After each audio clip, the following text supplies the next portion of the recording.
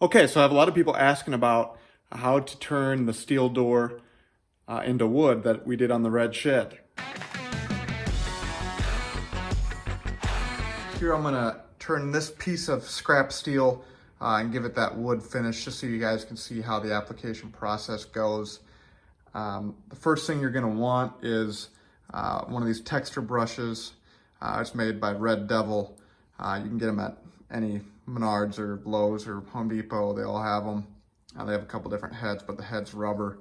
And that's how we put the first coat on. And all the items we use will be linked in the bottom of the video so that you can order the items yourself. Probably the most important, or behind the texture brush, second most important, is making sure you get Zar Stain. I know I use an aged bourbon color. They have a couple different colors, but it's got to be Zar because it's multi-surface, meaning you can go on steel and it won't wipe off when you put the second coat on. You'll see what I mean here in a second. You can use a brush or whatever to apply the stain. I don't really mind using like a shop towel, something with not very much lint on it. So I'll just get kind of the shop towel in the stain. And then you can just wipe it on. And being steel, obviously, it's not going to absorb much. You're going to see some of these streaks. That's all okay. We just want to make sure we get the color on everything. And a flatter surface is more ideal than one that has these grooves in them, but I'm just doing this to show you guys how I did it.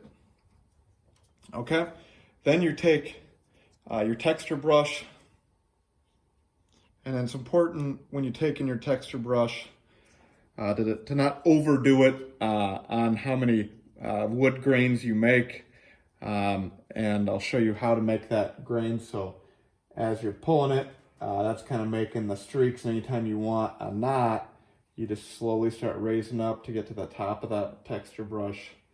You can see there, kind of making that nice wood look.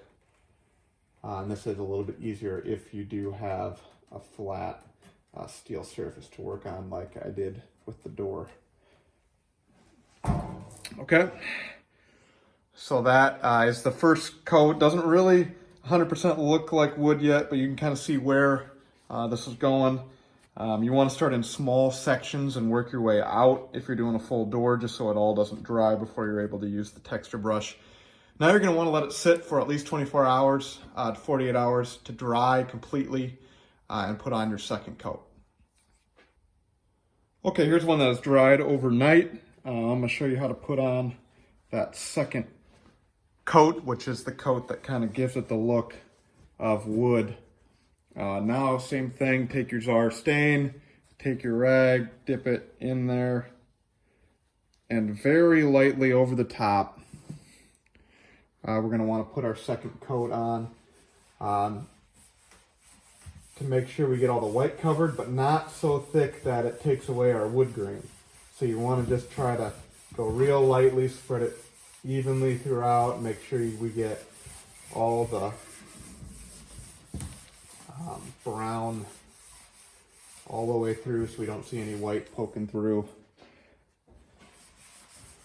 And this is the part that if you use a different stain, you'll get a little aggravated because it'll wipe that first coat just right off. So using Zar is the best.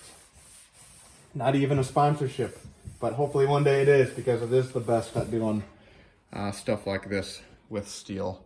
And so that's the second coat. Again, let that dry for, a good 12 to 24 hours. And once you kind of let it all dry, the last thing I do is put this water-based urethane on it. This is specifically made for exterior.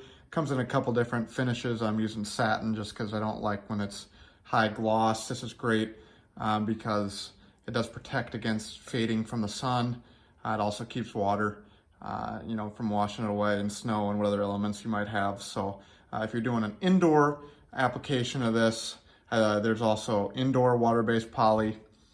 Both also come and brush on For some reason, the brush on was sold out at Menards when I was there, so I went with the spray can.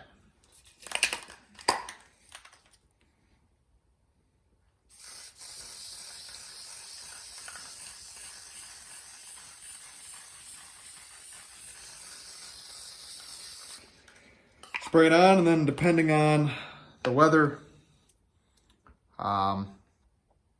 you know, when I did the door, it dried in about an hour because it was nice and windy and warm, but if it's colder, it'll take a little bit longer.